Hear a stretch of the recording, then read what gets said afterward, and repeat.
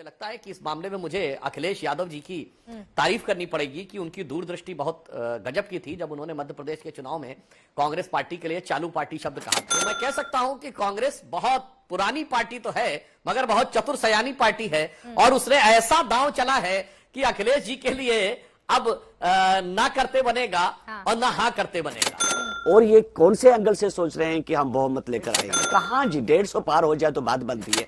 भैया टीपू और बुआ जी, भैया टीपू और बुआ जी, सबका संकट एक है, जीतेगी निश्चिंत भाजपा चूंकि नियत ने। इंडिया गठबंधन के सपना बड़का बड़का बा 2024 में मोदी के उखाड़ फेंकल जाए पर ई खातिर जो गठबंधन बनल बा होकरा में 1000 गो बखेरा बा उ तो सुलझत नहीं थे पर इन लोगन के बोल बड़का बड़का बा जेकर जवाब सुधांशु त्रिवेदी से सुनी। पर वीडियो के लाइक शेयर और सब्सक्राइब करी ना भूली लोग। मुझे लगता है कि इस मामले में मुझे अखिलेश यादव जी की तारीफ करनी पड़ेगी कि उनकी दूरदृष्टि बहुत गजब की थी जब उन्होंने मध्य प्रदेश के चुनाव में कांग्रेस पार्टी के लिए चालू पार्टी शब्द कहा था। देखिए, एक तीर से कांग्रेस ने गजब के कई निशाने साधे।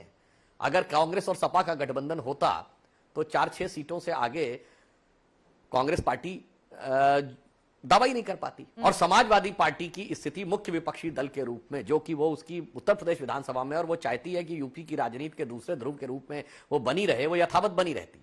अब उसने एक ऐसी बात कही है, अब तो बसपा से जब बंटवारा होगा तो बसपा कहेगी लोकसभा तो हमारे ज्यादा थे। तो समाजवादी पार्टी को तो इस गठबंधन में बहुत बड़ा सेक्रीफाइस करने के लिए तैयार रहना होगा और विपक्ष की जो स्पेस है वो भी अब तीनों में हो गई बराबर की। और अब जब इन दोनों में आपस में मतभेद होगा तो पंचायत कौन करेगा? कांग्रेस ही तो पंचायत करेगी ना।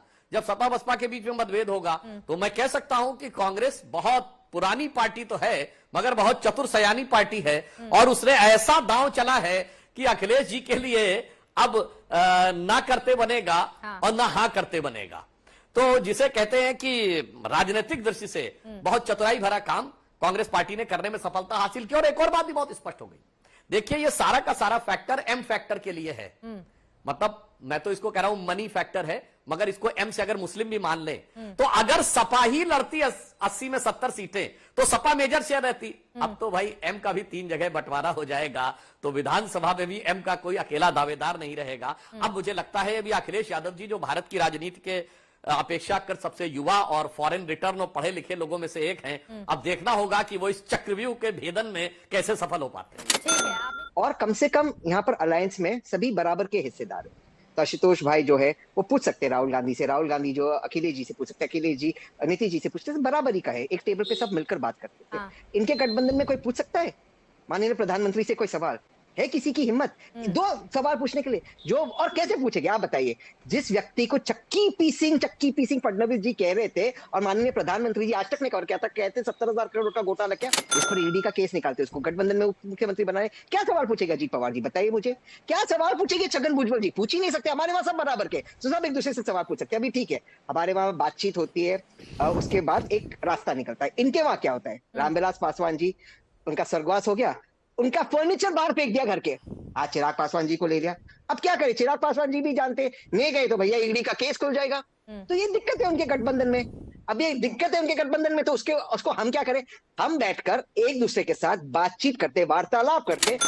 बराबरी, अरे साहब बातचीत तो कितनी बढ़िया चल रही है। अंदर की मैं दावा नहीं करता आपकी तरह से, आप लोग बताते हैं आपको सब पता है कि क्या चल रहा है। मैं तो सिर्फ वो कह रहा हूं जो कैमरे पे बोला गया। जैसे मध्य प्रदेश चुनाव में अखिलेश वखलेश, ये कैमरे पे बोला गया है। चालू पार्टी कांग्रेस के लिए कहा अखिलेश जी ने, फिर कांग्रेस ने मध्य प्रदेश में सपा के लिए चिरकुट पार्टी कहा, ये पब्लिकली। और अब मायावती जी की बात कर रहे हैं बसपा की। चित्रा जी याद करिए, राजस्थान में इनके पिछली बार 97 एमएलए थे, 6 बसपा के थे, बिना शर्त समर्थन दिया था और ये आधा दर्जन हाथी गड़प कर गए थे। बसपा इस बात को लेकर कितना इनका विरोध व्यक्त करती रही कि जब हम बिना शर्त समर्थन दे रहे थे आपकी सरकार को तो आपने हमारे विधायक क्यों तोड़ लिए? जनाब, इतना आसान नहीं है आपके बीच में जिसको आप विश्वास की बात कहते हैं। और फिर अखिलेश जी ने भी ये बोला कि मायावती जी बाद में क्या करेंगी, इसकी क्या गारंटी? तो मैं सिर्फ 2 कहावतें बोलता हूं। एक कहावत होती है ऊंट किस करवट बैठेगा पता नहीं लगेगा। अब ये तो ये लोग बताएंगे कि इनके गठबंधन का ऊंट किस करवट बैठेगा। एक और कहावत होती है हाथी के खाने के दांत और दिखाने के दांत और। और अब मुझे लगता है राजनीतिक दृष्टि से जो समझदार हमारे प्रवक्ता लोग बैठे हैं वो इसका अर्थ समझते होंगे, इसलिए मैंने ये टिप्पणी की। और चिंता मत करिए, कोई भी एक हो जाए हमारे लिए कोई फर्क नहीं पड़ता। हम ये कहना चाहते हैं एक पंक्ति में, भैया टीपू और बुआ जी, भैया टीपू और बुआ जी, सबका संकट एक है, जीतेगी निश्चिंत भाजपा चूंकि नियत ने। अभी 2024 में ये लोग क्या लेकर जाएंगे देश के अंदर, और ये कौन से एंगल से सोच रहे हैं कि हम बहुमत लेकर आएंगे। तो मैं जानना 400 पार चाहता का नारा लगा रहे हूं, हैं अगर आपकी शाहीन 40 सीटें कम, एक सेकंड, कहां जी 150 पार हो जाए तो बात बनती है। साउथ इनके पास है नहीं, नॉर्थ ऑलमोस्ट जो है, पंजाब आप देखिए, दिल्ली आप देखिए, आप बंगाल देखिए, आप उसके बाद आपका बिहार देखिए, हाँ मध्य प्रदेश में भी इनकी कोई खास अक्सरियत नहीं है। तो ये 400 क्या ढूंढ रहे हैं, इनको 150 पार आप देखिए।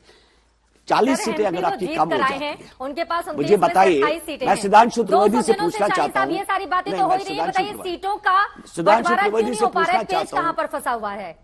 बंटवारा, बाप रे, वो तो सब चीजें बातचीत हो रही है, सब जगह ऊपर हो जाएगा। मैं खाली 60 दिन बाकी हैं शाहीन दावा से साहब। बताना चाहता हूँ, नहीं, बिल्कुल अभी आप देखिए 2-4 दिनों में सब कुछ फाइनल हो जाएगा। चित्रा जी, मैं क्लियर करना चाहता हूँ आपके प्रोग्राम में, सुधांशु त्रिवेदी जी मुझे 240 सीटें, अभी जो बड़ी बड़ी बातें कर रहे थे, बड़े दावा कर रहे थे, 240 सीटें ला कर दे पार्लियामेंट के अंदर, मैं मानता हूं ये पक्ष में बैठ जाएंगे। और जब ये विपक्ष में बैठेंगे, अभी जो ये बड़ी बड़ी बातें कर रही है, ऑलमोस्ट जो भारतीय जनता पार्टी की जिनको मैंडेट नहीं मिल रहा, वो बाकी पार्टियों का सहारा ढूंढ रहे हैं आजकल। और मैं नाम नहीं बोलना चाहता हूं, काफी सारे इनके लीडर जो हमारे राब्ते में भी है, जो कांग्रेस के राब्ते में है, जो मैंडेट ढूंढ रहे हैं, ये पहले अपने गौरवान पे तो देख ले। हम मना नहीं करते सपने मत देखिए, लेकिन कम से कम अपने गौरवान पर तो देखिए कि आपके वहां क्या चल रहा है। आप दूसरे पार्टियों में देख रहे हैं कि दूसरे वहां क्या चल रहा है, लेकिन अपने पार्टी के अंदर क्या चल रहा है ये तो बताइए हमें। ठीक है, सुधांशु जी से मैं जवाब ले लेती हूँ इसका। इंडिया गठबंधन जो है, इंडिया गठबंधन बहुमत से आएगा, सरकार में आएगा, और 2024 में हमारी सरकार होगी, ये आप याद रखिएगा। देखिए, मैं शाहीन साहब से कहना चाहूंगा कि शायद आपने चुनावी नतीजों का विश्लेषण पे ध्यान नहीं दिया होगा सर। 224 लोकसभा सीटें हम 2019 में ऐसे जीते थे जहां हमारा 50% से ऊपर वोट था।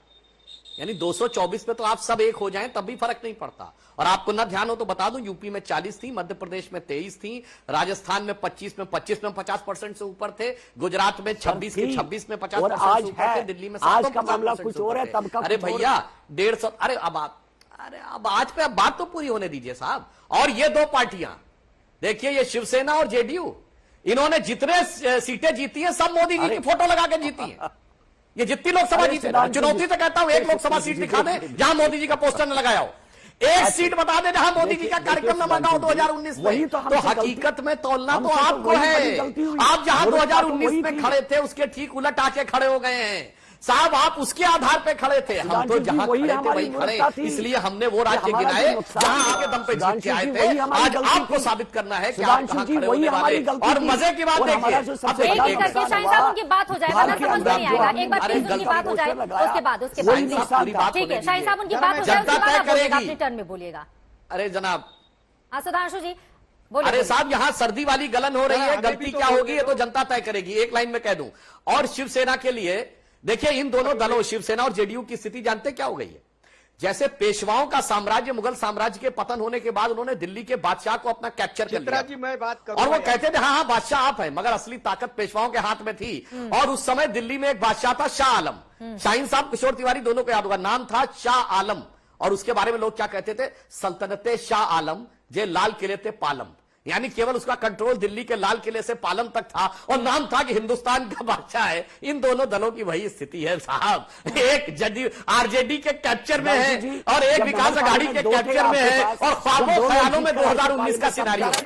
विपक्ष अपन सपनों में खोई बा, चाहे गठबंधन रही या टूट जाए, पर मोदी जी के 2024 में हरावे के बाद चाहे हेकरा खातिर कुछ भी करे पड़ी। पर ऐसा लगा था कि इंडिया गठबंधन बीजेपी के विरोधी कम और कांग्रेस के विरोधी ज्यादा बा।